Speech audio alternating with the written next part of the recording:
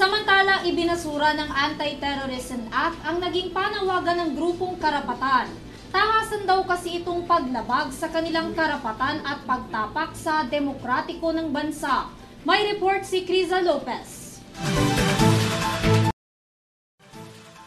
Nanawagan ng grupong karapatan kay Pangulong Ferdinand Marcos Jr. na ibasura ang batas na Anti-Terrorism Law o Republic Act No. 11479 at maging ang pagbasura sa Terrorism Financing and Suppression Act.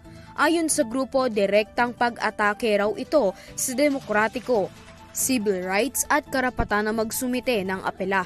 Isa raw sa nakakaalarmang probisyon sa batas na ito na maaaring ikonsidera ng pamahalaan ang isang individual bilang isang terorista sa pamamagitan ng ex-parte proceedings. Hindi rin nagkakaroon ng pagkakataon ng individual na ipagtanggol ang kanilang sarili laban sa paglabag sa kanilang karapatang pantao. Sa katunayan daw, ilang aktivista na ang nakasuhan ng criminal charges at tinawag na terorista. Matatandaan na ipinasa ang batas na ito sa ilalim ng Administrasyong Duterte.